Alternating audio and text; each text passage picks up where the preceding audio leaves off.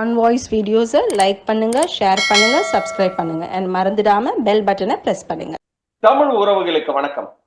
இன்று நம்மோடு இணைப்பில் இருப்பவர் மிஸ்டர் ஜெகதீச பாண்டியன், எக்ஸ் நாம் தமிழர்.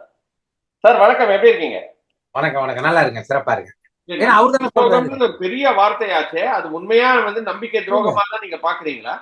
இல்ல, தமிழ் தேசியத்துக்கு சீமானண்ணா பேசியது மிகப்பெரிய நம்பிக்கை துரோகம். இது எதனால நான் சொல்றேன்னா, அவரே சொல்லுவாரு, நீங்க பாத்தீங்கன்னா என்ன சொல்லுவாரு, அப்பா பஸ்ல 60 பேர் உட்காந்துருவான்பா, ஒருத்தன் தான்ப்பா ஓட்ட முடியும் அப்படின்னு சொல்றாரு. ஆமா, பஸ் ஓட்டுறதுன்னா நீங்க டிரைவர் தான், அதுக்காக பஸ் ஓனர் கிடையாது. கட்சி இப்ப நீங்க RSS இத்தனை ஆண்டு காலத்துக்கு போறான்னா, கம்யூனிஸ்ட் கட்சி இவ்வளவு தூரம் வருதுன்னா 3 ஆண்டுகளுக்கு ஒரு முறை எங்க தேர்தல் நடக்கும், 3 ஆண்டுகளுக்கு ஒரு தடவை மாநாடு நடக்கும், 6 ஆண்டுகளுக்கு ஒரு தடவை காடை புதுப்பிக்கிறான், ஆளையே புதுப்பிக்கிறான். 2 முறைக்கு மேல நீங்க பொறுப்புல இருக்கக்கூடாது. 3ஆவது முறை பொறுப்புக்கு வரணும்னா 3ல் 2 பங்கு ஆதரவு வேணும். நீங்க அப்பதான் புது ரத்தம் பாயும். நீங்க தலைவர்கிட்ட நீங்க ஐயோ உங்க காலத்துல யாரு தலைவர், எங்க தேசிய தலைவர் பிரபாகரன், ஐயோ உங்க காலத்திலேயே நீங்க ஈழம் அடைஞ்சுன்னு சொல்லுகிற போது ஏன் அதுக்கப்புறம் இல்லைன்னா நீங்களாம் வேலை செய்ய மாட்டீங்களான்னு கேட்டவர் அவர். ஏன்னா ஒரு சுதந்திர போராட்டம் என்பது 1801 1947 வரை 147 வருடம் இந்த சுதந்திர போராட்டம் நடந்தது. அயர்லாந்துல 200 வருஷம் சுதந்திர போராட்டம் நடந்தது. 26 வருஷத்துக்கு மேல அமெரிக்காவில் போர் ஓசிமிலோட நடந்தது, உங்களுக்கு தெரியும். அது மாதிரி இது தொடர்ந்து நடக்கிற போராட்டம். தமிழ் தேசியம் என்பது சொந்த இறையாண்மையுள்ள ஒரு தமிழ் தேசிய குடியரசு இந்த தமிழ் மண்ணில் அமைப்பதற்கு இப்போது சாத்தியமில்லை. ஆனால் இந்த விதை இப்போது ஊன்றி பல ஆண்டுகள் நம்ம தொடர்ச்சியாக இடைவிடாது என்ற நேரத்திலாம் வேலை செஞ்சுட்டு இருந்தாதான் அதை வெல்ல முடியும். இது சீமான் ஒருவரால் கொண்டு போக முடியும் நான் நம்பல. சீமான் மாதிரி ஒவ்வொருத்தர் வரணும், அப்பதான் இது சாத்தியம்னு நான் நினைக்கிறேன். ஆனா 26ல இந்த வாக்கு சதவீதம் அண்ணன் இதே போல் செயல்பட்டால் கண்டிப்பாக குறையும். காரணம் என்னன்னா, அன்றைக்கு ஆல்டர்னேட்டிவ் மாற்று அமைப்புங்கிறது எதுவும் இல்லை. இன்னைக்கு உங்களுக்கு தெரியும், நம்ம 2019 வரும்போது கமலஹாசன் வந்தோடனே நம்மளும் அவரும் சரிபாதி ஓட்டு, நம்மளும் 17 லட்சம் ஓட்டு, அவரை விட ஒரு 4000 ஓட்டு தான் அதிகம். ஏன்னா ஒரு புது ஆற்றல் வந்துட்டான்னு போட்டான். 21ல அவங்க தாக்கு பிடிக்க முடியல. இன்னைக்கு விஜய்ங்கிற ஒரு நபர் வந்துட்டாரு, அவர் வருவாரு, அரசியல் மாற்றம் கொடுப்பாரு அப்படி சொல்லவல்ல. காரணம் என்னன்னா, திமுக பிரிகிற போது புது அங்க இருக்கிற இளைஞர்களும் புது இளைஞர்களும் திமுகவில் சேர்ந்தான். திமுக மதிமுக பிரிஞ்சு வரும்போது அன்றைக்கு கட்சியில் இருந்த பெரும்பான்மை இளைஞர்கள் புது இளைஞர்கள் சேர்ந்தான். விஜயகாந்த் வரும்போது அப்படிதான் இருந்தது. நாம் தமிழர் கட்சி வரும்போதும் அத்தனை இளைஞர்களும் பெரும்பான்மையோர் நாம் தமிழர் கட்சி தான் வந்தான். இன்னைக்கு நம்ம 15 ஆண்டு காலம் ஆயிடுச்சு. 1949 திமுக ஆரம்பிச்சு 52ல 3 ஆண்டுல தேர்தல் நிக்கல, 57ல அவங்க கணக்க துவக்கிட்டாங்க, 15 MLA வென்றுட்டாங்க. எப்பனா 9 ஆண்டுகள்ல 62ல 50 பேர் ஜெயிச்சிட்டாங்க, 67ல ஆட்சி பிடிச்சிட்டாங்க. எத்தனை 18 ஆண்டுகள்ல. நாங்க 2000 நீங்க 10ல இருந்து கணக்கு வச்சுட்டா கூட 16க்கு இந்த 26க்கு 16 ஆண்டுகள் ஆகுது. இன்னும் ஒரு கணக்கையும் துவக்கல. மக்களுக்கு எப்படி நம்பிக்கை வரும்? நீங்க அதுக்கான பணம் கொடுத்து தான் ஓட்டு போடுறோம் அதெல்லாம் சொல்ற. அப்ப அதுக்கான வியூகத்தை நம்ம ஒதுக்கணுமா இல்லையா? அதுக்கான வேலை திட்டம் என்ன? மேடையில் பேசுகிற ஒன்றை தவிர மேடையில் பேசுவது, நீங்கள் தீர்மானம் நிறைவேற்றுவது, ஆர்ப்பாட்டம் போராட்டங்கள் பொதுக்கூட்டங்கள் நடத்துவது உங்கள் விருப்பத்தை காட்டுகிறது. உங்கள் கொள்கையை நீங்கள் என்ன செய்ய வேண்டும் என்ற விருப்பத்தை காட்டுகிறது. அதுக்கு செயல் வடிவம் என்ன? அதுக்கு செய்யணும் இல்ல. அது எதுவுமே இல்லைன்னு உங்ககிட்ட சொன்னா கேட்கணும். நான் பெரிய புத்திசாலி அறிவாளிகிற சொல்றது இல்ல. இப்ப உங்களுக்கு ஒரு இதை எடுத்து காட்டின மாதிரி, இப்ப குறைஞ்சபட்சம் பாருங்க, இது இந்திய மார்க்சிஸ்ட் கம்யூனிஸ்ட் கட்சியினுடைய வேலை திட்டம், செயல் திட்டம். இது தமிழ் தேசிய பேரவைக்கு ஐயா மணியரசனுடைய கொள்கை அறிக்கை. இது மாதிரி ஒண்ணு இருக்கா? உங்களுக்கு ஒரு ஸ்கிரிப்ட் வேணும்ல. இன்னைக்கு வரைக்கும் கிறிஸ்டியானிட்டினா பைபிள் 2000 வருஷமா ஒரே இதுதான்.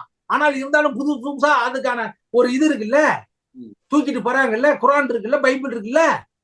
அந்த மாதிரி நமக்கு கம்யூனிஸ்ட் கட்சியினுடைய அறிக்கை மேனிபெஸ்டோ 1848 இன்ன வரைக்கும் அவன் படிச்சு, அது நான் குறைந்தபட்சம் தான். ஆனா அதையே இன்னும் படிச்சு அதுக்கான செயலோடி சரி தப்புங்கலாம். அப்புறம் RSSக்கு ஒரு அஜெண்டா வச்சிருக்கிறான்ல, நமக்கு எங்க அது? அப்படி இல்லையே. அப்படி செயல் திட்டம் இல்லாமல் நீங்க மேடையில பேசுறது என் விருப்பத்தை காட்டுது. நம்ம எப்படி வெல்ல முடியும்? இதை கேட்டா நான் எதிரி, நான் அதுக்காக கேட்கல, எனக்காக கேட்கல. எனக்கு இப்ப 51 வயசு. இன்னும் ஆரோக்கியமா இதே வேகமா இருக்குன்னா இன்னும் ஒரு 10 வருஷம் 5 வருஷம் இருக்க முடியும்னு நினைக்கிறேன். இல்ல அதிகபட்சமா இருந்தா 25 வருஷம் இருக்க முடியும். அது என்னுடைய மனித ஆயுள். 1000 ஆண்டுகளான ராஜராஜ கோயிலே வெறும் 6 வருஷத்துல கட்டி முடிச்சுட்டாங்க.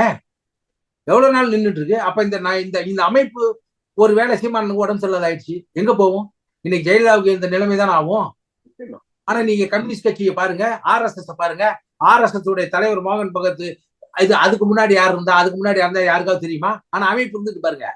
அமைப்பு வந்து இன்னைக்கு மோடியை உருவாக்கும், அமித்ஷா உருவாக்கும், நாளை யோகி ஆதித்யநாத் உருவாக்கும். அதுக்குன்னு ஒரு அமைப்பு, அதுக்கான ஒரு சட்டம் திட்டமா இருக்கும். அப்படிதான் இருக்கணும் ஒழிய ஒற்றை நபரை நம்பி ஒரு கட்சியோ ஒரு தத்துவமோ இருந்தால் அது நீண்ட காலம் போகாது. இது காரணம் அகில உலக கம்யூனிஸ்ட் கட்சி நீங்க பாத்தீங்கன்னா அங்க லெனின் இருப்பாரு, ஸ்டாலின் இருப்பாரு, பிரஸ்னோ இருப்பாரு, குருசேவ் இருப்பாரு, கோப்பர் சேவை வரைக்கும் கார்பர் சேவை வரைக்கும் வந்து நின்னுது. நீங்க அதே மாதிரி சைனாவில் பாத்தீங்கன்னா இன்ன வரைக்கும் இருக்கு. ஆனா அவ்வளவு பெரிய மக்களை அணிந்துட்டு அவங்ககிட்ட அமைப்பு இருக்குது, ஆளை புதுப்பிச்சுட்டே வரான். நீங்க சொல்றீங்க ஒரு வருஷம் ஒரு ஆள் நீண்ட, நீங்க கேக்குறீங்க கருணாநிதி வீட்டுல அதேதான் பொறுப்பு இருக்கணுமா, அவரே தான் பொறுப்பு இருக்கணுமான்னு கேக்குறீங்க. அது நல்ல நியாயமான கேள்வி. அதே மாதிரி இது வந்து நீங்களே தான் வச்சிருக்கணுமா? தவறு இல்ல. நீங்க அது மாதிரி புதுப்பிச்சுட்டே வரணும்ல. ஒரு உடல்னா புது செல் புது ரத்தம் பாஞ்சாதான் உடல் அப்படியே இருக்கும். செல் அழிய மனுஷன் இறந்துடுறான். இது கட்சிக்கும் பொருந்தும், உடலுக்கும் பொருந்தும், எல்லா அமைப்பும் பொருந்தும். எல்லாத்தையும் கேள்வி கேட்கிற நாம் சரியாக இருக்க வேண்டுமா இல்லையா? அப்ப எப்படி இது இருக்கும்? எப்படி ஒரு அமைப்பு வளரும்?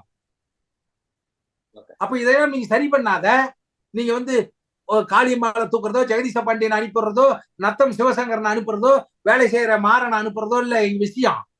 நீங்க உங்களை தகவமைத்துக் கொள்ள வேண்டும். அப்ப யார் இல்லைனாலும் இது வரும். இதே நிலை தொடர்ந்தால் 2026 பெரும்பான்மையான இளைஞர்கள் வாக்கு நாம் தமிழருக்கு வராது. இப்பொழுது இந்த சமீப காலமாக இந்த 15 ஆண்டுகள், இந்த 15 நாட்களில் அந்த விஜயலட்சுமி விஷயத்தில் அது வேற, அது சரி தப்புங்கிறது வேற.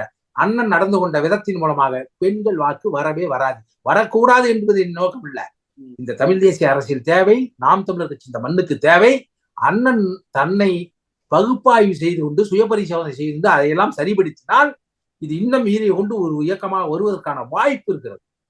விஜயலட்சுமி பத்தியும் ஒரு கேள்வி இருக்கு. 4 கொஸ்டின் நீங்க தாண்டி இருக்கு. இப்ப நீங்க எடுத்ததுனால நான் வந்து அந்த அதை எப்படி பார்க்க வேண்டியதா இருக்கு? ஏன்னா நீங்க சொன்ன மாதிரிதான் வந்து எல்லாருமே வந்து இன்னைக்கு வந்து சீமான் வந்து பேசினது தவறு, அந்த அவங்கள பத்தி பேசி இருக்க கூடாது அப்படின்ற மாதிரிதான் வந்து அவங்க வந்து பாக்குறாங்க. நீங்க எப்படி பாக்குறீங்க விஜயலட்சுமி? அவங்கள பத்தி பேசுறதுங்கிறது வேற, அவங்க சொல்லுவதற்கு பதில் ஒரு பொது தன்மையா ஒரு பதில் சொல்றீங்கல்ல. ஆமா, என்ன விருப்பப்பட்டுதான் படுத்தாங்க அப்படின்னு சொல்றதெல்லாம் வந்து அது கூட பரவாயில்ல. நான் என்ன வயசுக்கு வந்த பொண்ணையா, குச்சி கட்டிருந்த பொண்ணையா கொல்ல சோழக்காட்டுல தூக்கி போய் கற்பழித்துங்கிறதுலாம் ஒரு தலைவர் பேசுகிற இது இல்லை. அது என்ன நடைமுறை? ஒரு என்ன கல்லூரி படிச்ச பெண்ணைய தூக்கிட்டு போனவங்க மாதிரி நீங்க ஆடுறீங்க அப்படின்னா அது கல்லூரி படித்த பெண்ணுக்கு தான் கற்பு இருக்குமா? 60 வயசு ஆகிட்டா கல்லூரி படிக்கலாம், கல்லூரி பேராசிரியருக்கு கற்பு இருக்குமா? இருக்காது. கற்புங்கிறதால நம்ம உடன்பால் கற்பு என்றால் ஒழுக்கம், ஒழுக்கம் என்றால் சொன்ன சொல் தவறாமைன்னு நம்ம நினைக்கிறோம். அது உடலில் இல்லைன்னு நான் நினைக்கிறேன். புரியுதா? வன்புணர்வுன்னு வச்சுக்குவோம். அந்த மாதிரியான பேசுற பேச்சுகள் இருக்கு இல்லையா? அது வந்து அண்ணன் எது வேணாலும் பேசுறாரு. இன்னைக்கு எப்படின்னா தமிழ் சினிமாவில், ஏன்னா இந்த சமூகம் இருக்குல்ல, கதை கேட்டு வளர்ந்த சமூகம், பலாயிரம் ஆண்டுகளாக இந்த சமூகம் உங்களுக்கு தெரியும். நாடகத்திலிருந்து, திருப்பாவிலிருந்து, கூத்திலிருந்து, ராமாயண மகாபாரதத்திலிருந்து அது நாடகமா சினிமா வரைக்கும் வந்துருச்சு. அன்றைக்கு சினிமாவில் இருக்க கதாநாயகர்கள்லாம் ஒழுக்கமிக்கவர்களாக இருந்தார்கள். பெண்களை கை நீட்டி அடிக்க மாட்டார்கள், மது இருந்த மாட்டார்கள். ரஜினி கமல்லாம் வரும்போது தம் அடிப்பான், தண்ணி அடிப்பான். இன்றைக்கெல்லாம் வரும்போது தெல்லவாரியெல்லாம் ஊர்ல எல்லாம் எவன்லாம் வந்து ரவுடியோ அநியாயம் பண்றானோ, மக்களுக்கு பயமுத்துறானோ, அவெல்லாம் ஒரு ஹீரோ மாதிரியான கதாநாயக பிம்பம் கட்டமைக்கப்பட்டு விட்டது. அப்ப ஐயோ அண்ணன் எது பேசினாலும் சரி, அதுக்கான ஒரு கூட்டம். நீ யாராவது இந்த மாதிரியான புரட்சிகர சிந்தனை கொண்ட அரசியலை நடத்தி கொண்டு இருக்கிற தலைவர்கள், ஐயா தமிழரசன் இறந்துட்டாரு, புலவர் கலிய பெருமாள், இவங்கெல்லாம் என்னன்னா ஆயுதம் தாங்கிய ஒரு புரட்சியை இந்த மண்ணில் நடத்திவிடும் என்று நிரப்பியவர்கள். இவர்கள் ஒழுக்கக்கேடான ஒரு வார்த்தையை அவர் பண்ணது இல்லைங்கிறதுக்கே நம்ம போகவே வேணாம். அது அவசியம். அது வந்து கோர்ட்டு பாத்துக்கும், இது பாத்துக்கும். அதை அணுகிற முறை இருக்குல்ல, அது தவறான விஷயம் நான் சொல்லல. எனக்கும் அதில் மாறுபட்ட கருத்து இருக்கிறது. பொதுமக்களுடைய பிம்பம் இருக்குல்ல, ஏன்னா நம்ம பொதுமக்கள் வாக்கை வாங்கிதான் நம்ம வெளில போகிறோம். புதுசா ஒருத்தங்க அங்க இருந்து வந்து குறிச்சு, அப்ப நீங்க அவங்களுக்கு பிடிச்ச மாதிரி நடக்கணுங்கிற அவசியம் இல்ல. ஆனால் நீங்கள் நடப்பதை அவர்களுக்கு பிடிக்க வேண்டுமா இல்லையா? அதில் நீங்க தவறு பண்ணிட்டீங்கன்னு நான் நினைக்கிறேன். நிச்சயமா தவறுதான், அதுல மாற்றுக்கிறதே கிடையாது. எங்களோட அனாலிசிஸும் அதான் சொல்லுது. இன்னைக்கு வந்து நீங்க யோசிச்சு பாருங்க, அமெரிக்காவுல இல்ல லண்டன்ல, நீங்க ஒவ்வொரு ஊருக்கும் யூரோப்பியன் கண்ட்ரிஸ்ல, அமெரிக்கா யூரோப்பியன் கண்ட்ரிஸ்ல சொல்றேன், இப்ப அவங்களுக்கு எல்லாம் இங்க இட்டாலி போனா நம்ம குடும்ப முறை மாதிரியே இருக்குது. அவங்களுக்கு நம்ம நினைச்சுக்கிறோம் வெள்ளைக்காரன்னா எப்படி பொது புத்தியில இருக்கும்னா, எப்படி அந்த காலத்துல கீட்டாலாம் பேரை வச்சுட்டு ஆடுறவங்க ஆங்கில இந்தியன்ஸ் எல்லாம் ஒழுக்கம் கட்டவங்க, அவங்க விபச்சாரிங்கிற ஒரு பிம்பத்தை இந்த பொது புத்தியில எப்படி தீவிரவாதிகள்னா இஸ்லாமியர்களா காட்டுறாங்களோ அந்த மாதிரி பதிஞ்சு போச்சு. அதனால இப்ப நம்ம எல்லாம் சின்ன வயசுல என்ன ஆகும்னா, விமானம் ஓடிச்சா வெள்ளைக்கார போறான்னு சின்ன வயசுல ஊர்ல ஓடுவோம். அப்படின்னா வெள்ளைக்காரியும் அவுத்து போட்டு ஆடுவாங்க அப்படிலாம் நினைக்கும் போது அமெரிக்காவில் நடந்த ஒரு விஷயம், மோனிகா லேவன்ஸ்கி கிளின்டனுடைய விஷயம் எங்க கொண்டு போய் நிட்டுது? அப்ப அந்த அம்மா ஆரம்பிச்ச ஒரு இயக்கம் ஹிலாரி கிளின்டன் இந்தியாவை நோக்கி தான் அந்த அமைப்பு ஆரம்பிச்சாங்க. ஆக்சுவலி அது தமிழ்நாடு நோக்கின்னு இருக்கணும். பிறன்மனை நோக்கா பேராண்மை அறநொன்று சான்றோருக்கு அறநொன்று ஆன்ற ஒழுக்குங்கிறான். தலையாய கடமை வந்து ஒழுக்கம் தான், பிறன்மனை நோக்காத பேராண்மைங்கிறான். அப்படிதான் இருக்கணும். அங்க பல பேரோட வாழ்நாள் இருந்தால் கூட தன் தலைவன் ஒருவரோடு வாழ வேண்டும் என்று அங்க நினைக்கிறான் அந்த மாதிரி நாட்டுல. ஆனா இங்க நீங்க பாருங்க, நாம ஒருவனோட ஒருத்தி வாழணும், நீங்க அதுக்கு என்ன சொல்றீங்க? கலைஞர் 2 கொண்டாட்டி கட்டலையா, அவன் கட்டலையா, இவன் கட்டலையா? அவர்கள் எல்லாம் சரியில்லை என்றுதானே நான் உங்கள் பின்னாடு உங்களோடு வந்தோம் அவங்க. அப்ப நீங்க ஒழுக்கமா இருக்குங்கிறது, ஒழுக்கமாக இருக்குங்கிறது நான் சொல்றது வந்து நீங்க வார்த்தையில் சரியாக இருக்கணும் அப்படின்னு சொல்றோம். அவளை விரும்பிதான் என் கூட படுத்தாங்கிறீங்க நீங்க, அதுவும் தவறு தானே? சரி, அது நீங்க கல்யாணமாகி சட்டப்பூர்வமாக பதிவு செய்யப்பட்ட திருமணத்தை கூட நாம் சட்டப்பூர்வமாக விவாகரத்து செய்து கொண்டு அவர்களுக்கான ஊதியத்தை கொடுக்கறதுக்கு சட்ட வரையறை இருக்குது. நீங்க இதை கையாண்டிருக்க வேண்டுமா இல்லையா? நீங்கள் செய்கிற இல்ல நீங்கள் செய்யாததா கூட இருக்கட்டும், உங்கள் மேல் சுமத்துகிற குற்றச்சாட்டுகள் அது என்ன ஆகுதுன்னா நாம் தமிழர் மேல் இருக்க குற்றச்சாட்டுகளாக வெளியே தெரியுது.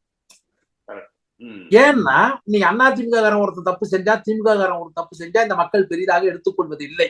காரணம் அவர் ஆண்டு. ஆனா நாம் தமிழர் பையன் ஒரு பொது இடத்திலிருந்து மது அருந்துவதோ இல்லை குடித்து விட்டு சண்டை போடுவதோ, பிரியாணிகளை அடிச்சா எடுத்துப்பார் நாம் தமிழர் ஒழுக்கம் பிரபாகரனை நீங்க பெரிய தலைவரா வச்சு போராடுற பையன் உலகம் முழுக்க பரவிடுறான். அப்ப நாம பாதுகாப்பா இருக்க வேண்டியது. நான் திரைத்துறையில் இருக்கிறேன், உங்களுக்கு தெரியும், திரைத்துறையில ஒரு படம் வெற்றி கண்டா போட்டா பார்ட்டி எல்லாம் எப்படி இருக்குன்ட்டு. நான் அந்த இடத்தில் கூட, அந்த தமிழர் இருக்கிற இடத்துல கூட நான் போய் உட்கார மாட்டேன். ஏன்னா அதை எடுத்து எவனாவது ஒருத்தன் போட்டுறான்னு வச்சுக்க.